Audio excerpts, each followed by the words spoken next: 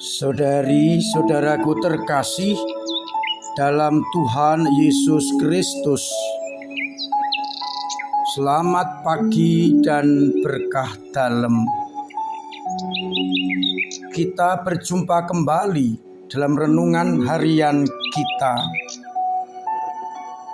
Sabtu 3 Juni 2023.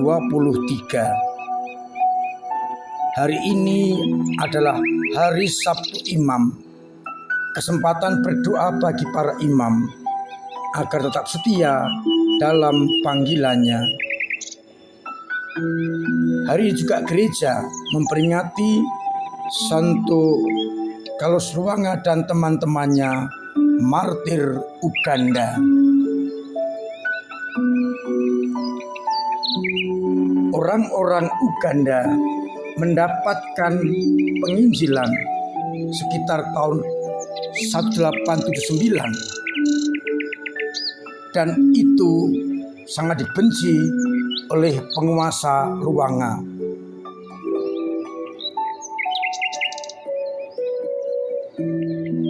Ketika anak-anak kedapatan mengikuti pelajaran untuk menjadi agama Kristiani,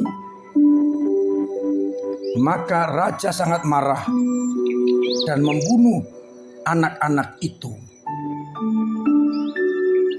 Keesokan harinya, ia mengumpulkan anak-anak termasuk para pelayan Raja Lwanga ini dan meminta agar mereka meninggalkan iman. Namun anak-anak ini tetap dengan setia bertahan dalam iman. Mereka rela mati demi iman. Anak-anak yang belum sempat dibunuh termasuk Carlos Lwanga dan teman-temannya ditangkap dan dipenjara.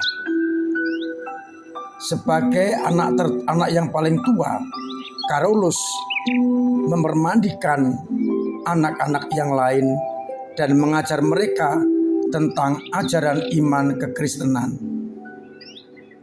Ia menguatkan mereka untuk menerima segala akibat yang paling buruk demi iman akan Yesus Kristus. Dan akhirnya Carlos Lwanga dan teman-teman ini dibunuh demi iman. Mereka meyakini Allah akan menyelamatkan mereka. Dinyatakan kudus oleh Paulus yang ke-6 pada tahun 1964. Saudara-saudaraku terkasih, kita bersyukur atas kegiatan para martir muda ini yang rela menyerahkan nyawanya demi iman akan Yesus Kristus dan demi keselamatan yang dijanjikan oleh Tuhan sendiri. Bacaan hari ini yang menjadi bahan permenungan kita diambil dari kitab Putra Sirak bab 51 ayat 12 sampai 20 yang mengisahkan bagaimana hati bersukacita atas kebijaksanaan yang datang dari Allah. Sedangkan pada bacaan Injil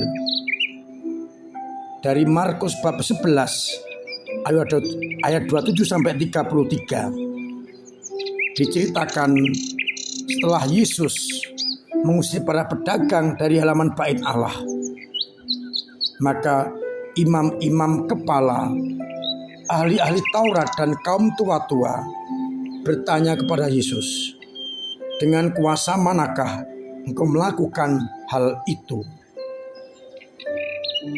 Dan siapakah yang memberi kuasa?" Yesus tidak menjawab, tapi juga mengajukan pertanyaan. Dan kalau bisa menjawab pertanyaan, maka Yesus akan menjawab dari kuasa mana ia bertindak. Pertanyaan Yesus kepada mereka sangat dilematis. Pertanyaannya adalah, dari manakah baptisan Yohanes? Dari surga atau manusia? Setelah mereka berunding dengan dilematis, mereka tidak menjawab. Karena kalau menjawab dari manusia, takut akan banyak orang yang percaya kepada Yohanes. Kalau dikatakan dari Allah, mengapa kamu tidak percaya? Saudari-saudaraku terkasih dalam Kristus, bacaan Injil berbicara mengenai kuasa.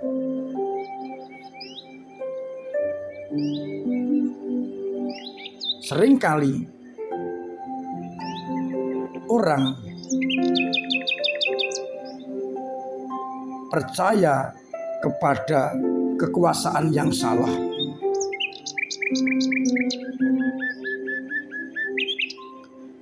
Yesus yang diberi kuasa oleh Bapa dengan membuat banyak mukjizat, menyembuhkan orang sakit dan macam-macam, bahkan membersihkan bait Allah. Itu adalah tugas dari kekuasaan yang diberikan Bapa kepada Yesus. Orang-orang Farisi, ahli Taurat dan kaum tua-tua, mereka berpegang pada kekuasaan yang dari manusia. Mereka diberi kuasa mengajar, menafsirkan, dan seterusnya. Tapi itu dari manusia. Maka ketika Yesus melakukan hal-hal yang dianggap di luar kewenangannya, mereka bertanya, sekalipun mereka tahu Yesus telah berbuat banyak hal.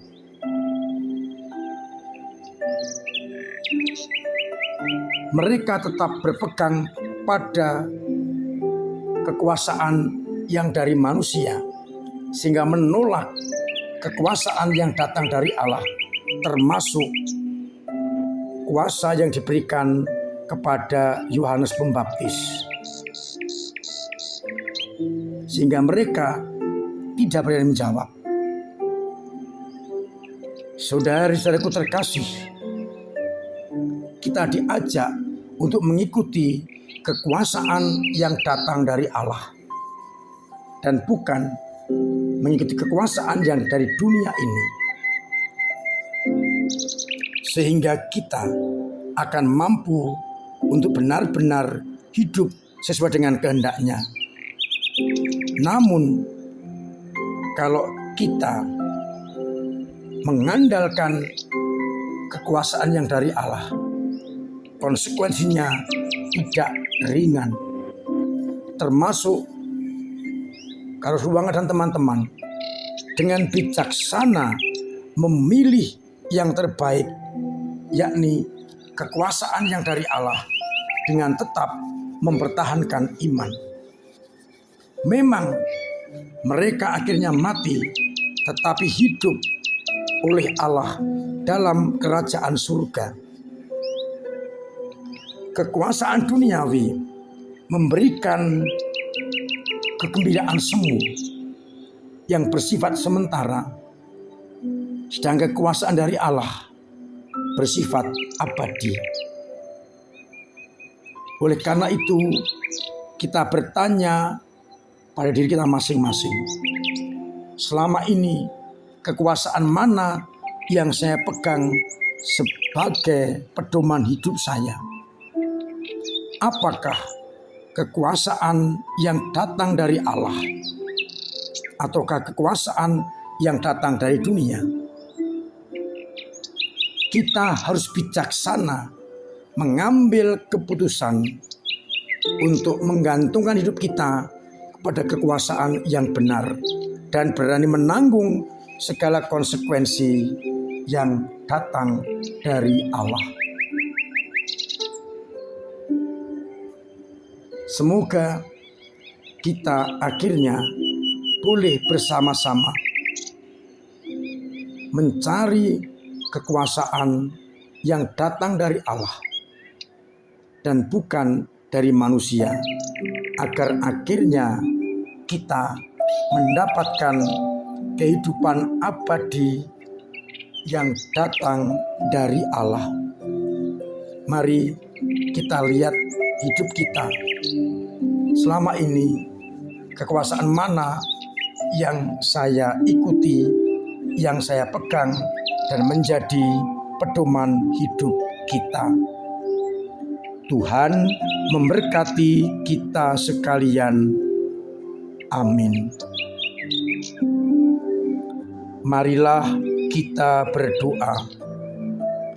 Bapa yang penuh kasih, lewat kedua sabda-Mu kami kok ingatkan agar dengan bijaksana memilih yang terbaik, yakni kekuasaan yang datang dari-Mu sendiri, agar akhirnya kelak kami boleh masuk dalam kerajaan-Mu.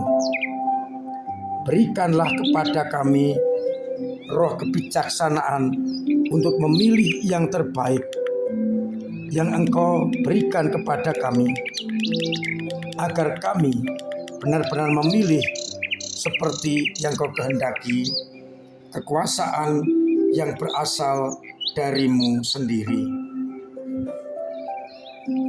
Kuatkanlah iman kami yang lemah,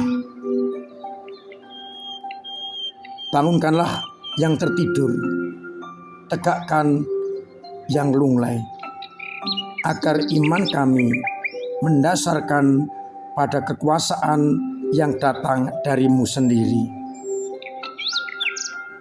Berkati umat-Mu yang sakit agar segera sembuh, yang punya beban berat Engkau ringankan, yang punya persoalan Engkau urai, agar akhirnya umat boleh mengalami kasih setia-Mu dan dengan bijaksana mencari kekuasaan yang datang dari-Mu sendiri.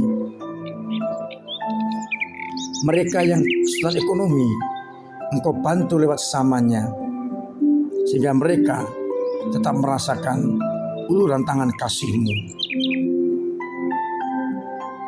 Untuk itu, sertai kami dengan berkat-Mu sendiri, Bapa dan Putra dan Roh Kudus. Amin. Saudari-saudaraku terkasih dalam Tuhan Yesus Kristus, saya tetap menganjurkan, bahkan mengharuskan, tetap kita laksanakan protokol kesehatan dengan baik dan benar. Cuci tangan pakai sabun, pakai hand sanitizer, pakai masker, jauhi kerumunan, pola hidup sehat, dan sungguh-sungguh menjaga diri dari segala mara bahaya, terutama virus corona, agar kita tetap sehat dan dapat beraktivitas. Hari ini Sabtu Imam, kesempatan berdoa bagi para imam agar mereka setia, khususnya para imam yang mengalami kesulitan dengan panggilannya.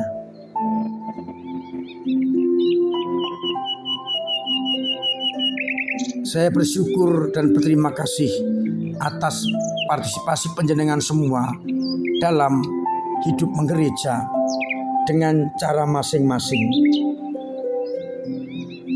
Tenaga, doa, dan dana yang sangat berarti bagi kami, bagi pelayanan gereja.